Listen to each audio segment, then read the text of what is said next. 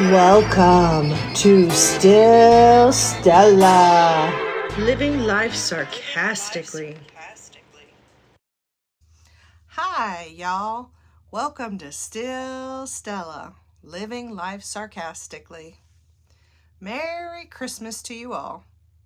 Today we're going to talk about traditions and presents. Congratulations, you made it to the finish line. It is finally Christmas Day. I truly hope you are having a great holiday and are finally relaxing after all the hustle and bustle. All of our hard work has paid off. This is the day we get to reap the rewards by spending time with our family and sharing the gifts and food. Christmas is here, and did you end up getting everything done? Tell the truth. I know I didn't. I swear, the list always starts going backwards, Just mark that off the list. There's no way I'm going to get to it anyway. I know there are items that never got done, but you still made it. I understand it is so hard to handle all these details to make things nice for everyone. It seems our expectations start out really high with lists over a mile long. As the date gets closer, things get cut from that list. We just can't do it all. Then you realize as the time gets closer, a bunch of items are really not necessary. And things still turn out just fine. No reason to stress over it. Just enjoy it. We have to remember it's about spending time with our family and friends. I don't think we will ever get to the bottom of any of those lists anyway, so we might as well shorten them and give ourselves back some time. This is something to remember for the new year coming up. Make sure to schedule some time to relax and spoil yourself. Hopefully the chaos is manageable today, and you are not huddled in the corner with your glass of wine just waiting for it to all be over. If you are, though, just know we are all here cheering you on. Cheers to you, and I hope you survive this chaos. We all spent the last few weeks frantically preparing for today. We were busy trying to make sure we had the right gift for all those in our lives. We were also spending time at holiday events with all those people that are important to us. Unfortunately, we were also spending time with those we don't like either, but it seems we have to deal with them too during the season. Buckle up, Buttercup, and just deal with it through the holidays. We all have our own traditions and gift ideas. I thought it might be fun to go over some of the different traditions and presents of past years. Let's start with your best Christmas present. What was your best Christmas present ever? My son was the best Christmas present ever. He was born premature just before Christmas, and it was a tough first Christmas with him in the NICU, but we were so thankful he was healthy and ultimately came home just after Christmas. The only bummer for him is his birthday falls just before Christmas, so that means his birthday is so close to Christmas. People tend to combine them and sometimes even forget. How about your worst Christmas present ever? I had to really think about this one because I tend to be thankful for anything someone shares with me. But as I really racked my brain, I remembered that at one point in my life, I was proposed to at Christmas. I'm just going to leave it at that. There is no reason to say anything more on that subject. Historically, one of the most popular gifts of all times is the Rubik's Cube. Ironically, I just saw one at the check stand at a Dollar Tree. It reminded me of the hours spent trying to solve it when we were young. I think eventually there were some stickers removed and replaced correctly to solve the puzzle. Yeah, I know this is cheating, but you're going to have to take that up with younger me, who is long gone. Remember back in the day when everyone would fight over the big it gift for Christmas? These were those iconic gifts that every kid wanted. There were fights and drama as everyone frantically searched for them. It never failed. They had plenty of them just after Christmas, after stock caught up with the stores. Now they have hundreds and can't give them away. Remember the Cabbage Patch doll? In 1983, they retailed around $21, but due to massive demand and shortages, they were sold between $50 and $75, with some reaching in the hundreds, which sparked riots and fighting over the ones that were available. Much like the Tickle Me Elmo buying frenzy in 1996. Now I remember this one, and trying to find one for my son. Every little one wanted one after watching hours and hours of Elmo time. How often that would get stuck in your head. You know what I'm talking about. La la la la, la la la la, it's Elmo time. Made you want to lose your mind, didn't it? All of that said, I remember kids playing with the boxes just as much as the toys some years. Wouldn't it have been nice just to buy boxes and save all that money on those toys? It seems one of the most gifted items is a coffee mug. They come in all shapes and sizes, with all kinds of characters and sayings on them. They are also tons of them loaded with sarcasm, which is definitely my cup of tea. It is so hard not to keep buying them as gifts and for yourself, because there is always yet another funny or cool one. Even though we all have hundreds of them. I mean, how many coffee mugs are too many for a household? At this point, 43 is not too many yet. I remember one year my nephew was about 5 years old, and I asked him what he wanted for Christmas. He said to me with complete seriousness, "I want a flamethrower." And he further explained he wanted a real one, not a fake one. And obviously, this was going to be the year I had to let him down. There is no way I was going to get him this item. He was very specific and very adamant. I had always tried to find the gift he asked me for each year. He gave me that sweet little smile and even asked please. But I'm not crazy. I would earn the worst ever sister award with that gift. But on the flip side, I might get the best aunt award. Until, of course, the house gets burned down or something. Then I'm sure I'd be stripped of all the awards. I might as well at this point get him a drum set. At least the house won't burn down. He's the same nephew who informed me when he turned 3 years old that he was way too old to be called cute. He said, "I am handsome now." That one has always kept me on my toes. Over the years, and especially when the kids were young, I learned the hard way to make sure you have all the batteries you could possibly need for their toys on Christmas Day.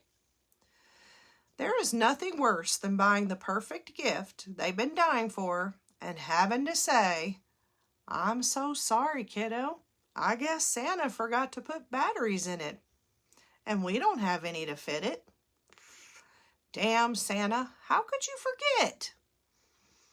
Talk about forgetting. Can you imagine if I'd gotten that flamethrower for my nephew and forgot to get him his very own propane tank? That would have been horrible too. Let's talk about traditions. What's your favorite tradition? There are so many different types of traditions, and it's important to create your own.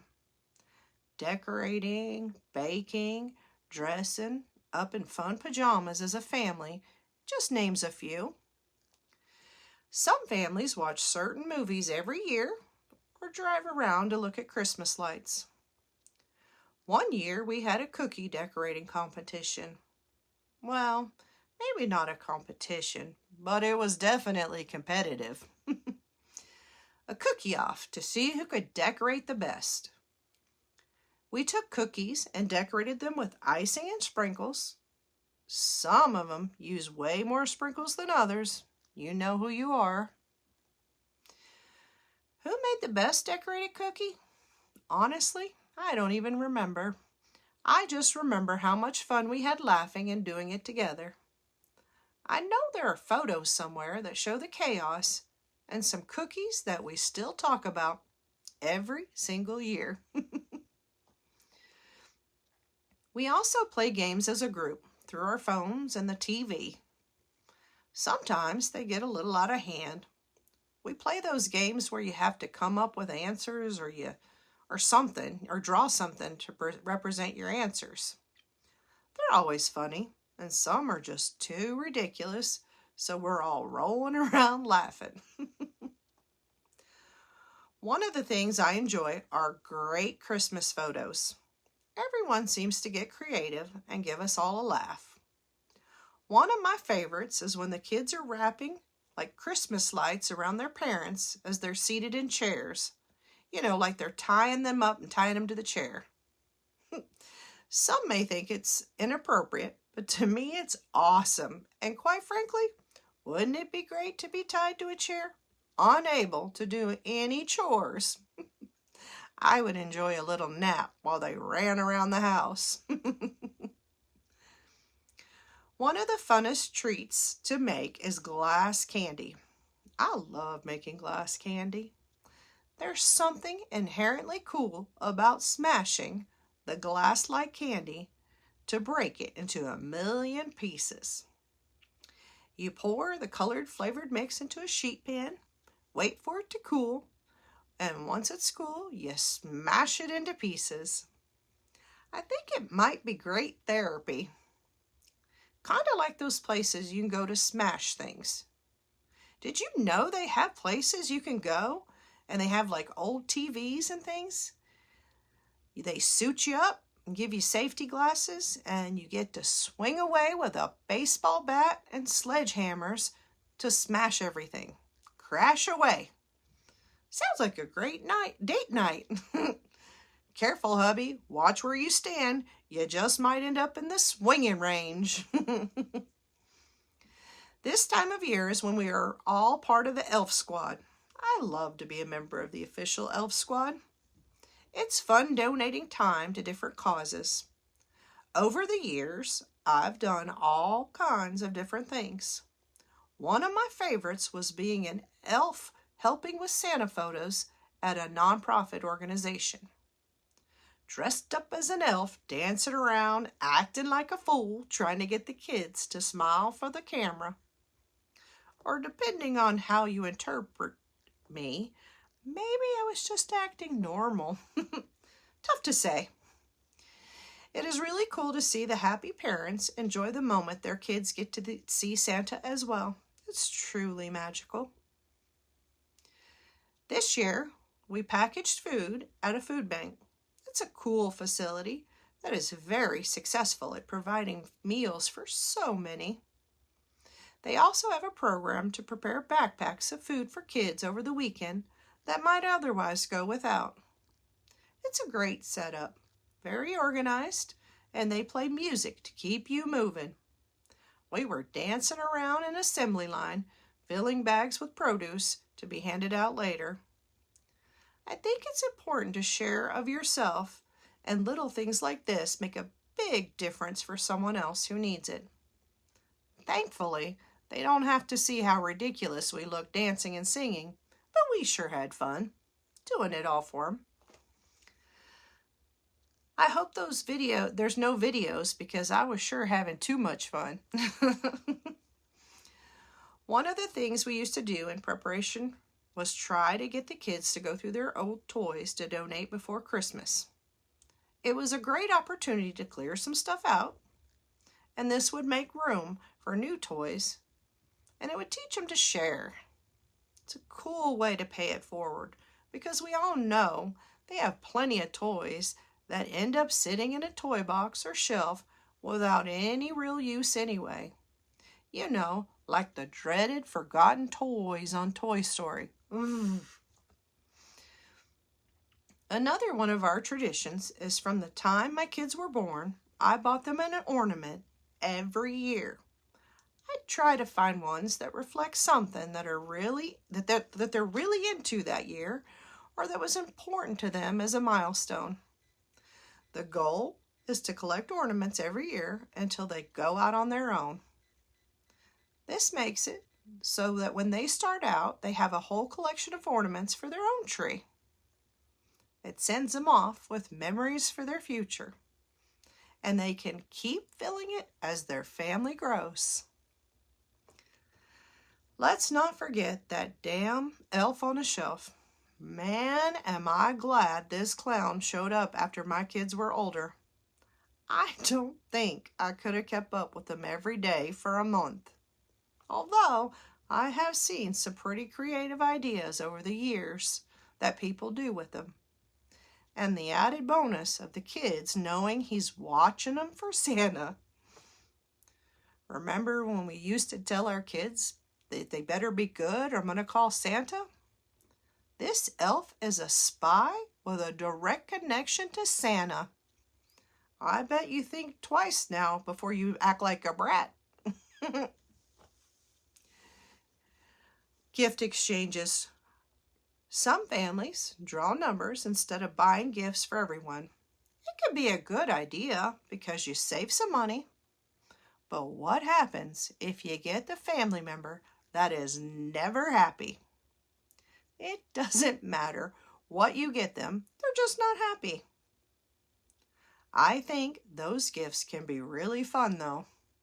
Just go ahead, pick something they absolutely hate and wrap it real nice, then give it to them with the biggest smile on your face. I guess this is my sarcastic nature kicking in. I enjoy seeing the disgust on their face as they open it up and are disappointed. Yes, I know that's not nice, but I'm not too nice anyway. I'm working through the holidays this year. It's a pain dealing with the only remaining people working. It's hard to get anything done since all the smart people took time off. I guess that confirms I'm not one of the smart ones. I'm saving my time off for a cruise instead. Maybe the truth is I choose to work now when there's less people around to drive me crazy. Merry Christmas to you all, and make sure to share your New Year's goals. I appreciate you all and love hearing from you. Thank you for listening, and please take a moment to follow or subscribe so you are notified when the next episode is available. New episodes are available every Thursday. Let's have fun together, and please share this chaos with all your friends. Thank you for listening to Still Stella, Living Life Sarcastically.